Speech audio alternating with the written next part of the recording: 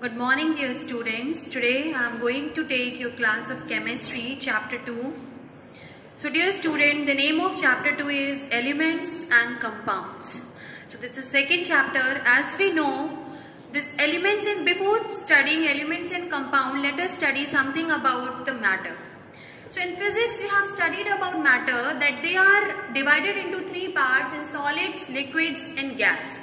Why? Because they were adjusted at the settlement of molecules. But here we will divide the matter on the basis of similarities and dissimilarities of their properties. So matter is divided into two parts, that is living and non-living. Then non-living substance are divided into two parts, pure substance and mixture. And this element is a part of pure substance. So today we will study about elements and their types. So let us know first that what is element. See students, what is element? If you say element is a substance which pure substance consists of only one substance and all particles of our life. For example, if you take an example of a paper. If you take one piece of paper like this and you tear this paper, so this will also become paper only. If you tear this paper, this will also become paper only. Now if you are tearing this, means till last stage, if this little bit part is also left, that is also a part of paper only. Means you can say the last particle is also same like that. Now, properties of pure substance. A pure substance has uniform composition and properties. Uniform composition means, suppose it is written H2O. In this, a part of H and O is 2:2, ratio is 2:1. Means whenever you will see water, the ratio will be written as 2:1 and its formula will always be H2O. We cannot separate constituents of pure substance by any physical means. It has a specific temperature at which it melts and boils. Example, freezing point of water 0 degrees Celsius, boiling point of water is 100 degrees Celsius. Now, elements. Elements are substances that cannot be separated into simpler substances. As I have given you example of that paper, you can compare that with element also, that smallest particle is also a part of that element only. Is that okay? Yes. Elements are substances that cannot be separated into simpler substance. There are many elements. Now I have introduced you a little bit about elements in the previous class. But here element, if you have ever heard about periodic table. So in that you must have seen that many elements are written in that. So total elements till now what have been found are 118 elements. And among those 118 elements, 92 elements are found scattered here and there on the earth. And 26 elements have been created artificially. Next. Elements are further divided into four parts. What four parts they are? They are metals, non-metals, metalloids and noble gases. So if you will see a periodic table, you can see that somewhere it is written metal. Periodic table is something like this. I am not actually telling you because it is not in your syllabus. So here it is metal, then somewhere here it is written non-metals, then at last there are noble gases and metalloids too. Now, we will study about metals, non-metals, metalloids and noble gases. So what are first? Let us come on metals. So what is metals?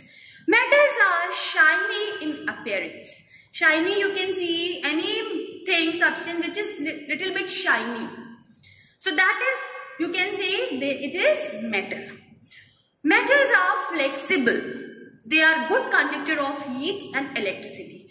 Good conductor of heat and electricity means among that electricity flows very fast. For example, if you see your electric wires and all, they are made of metals only.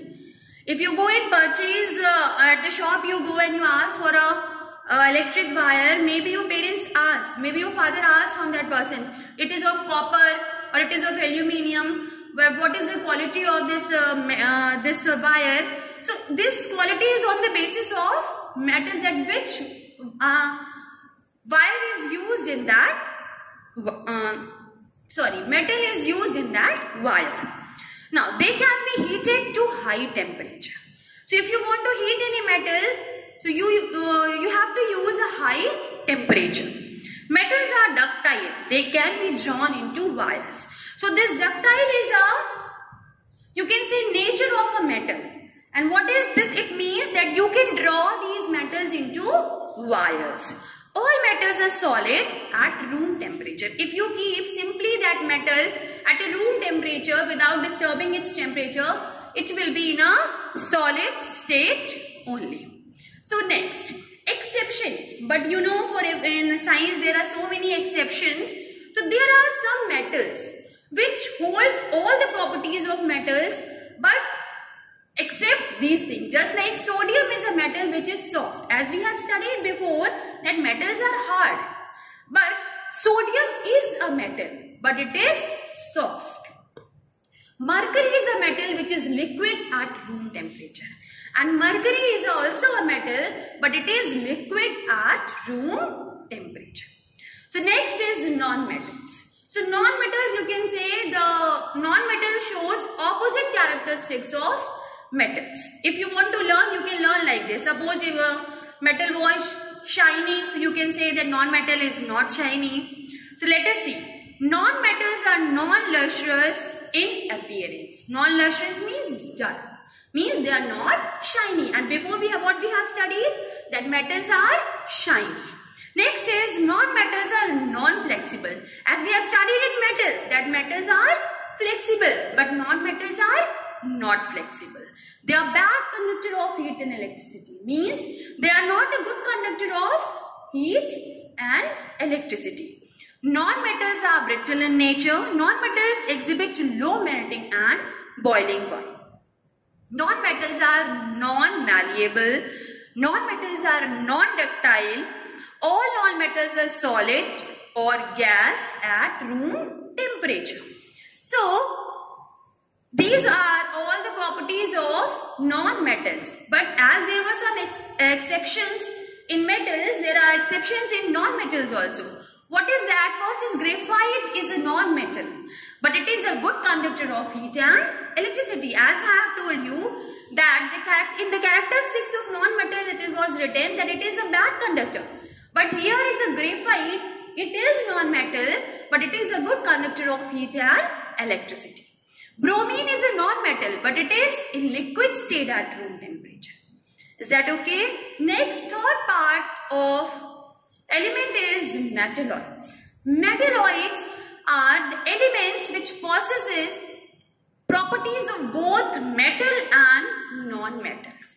Both means they can be shiny also, they cannot be shiny also. Maybe it is shiny, but it is not ductile. Maybe it is liquid at room temperature, but it is not hard. So, you cannot say that all properties are the same, but the substance, or you can say the element which holds properties of both metals and non-metals, they are known as metalloids.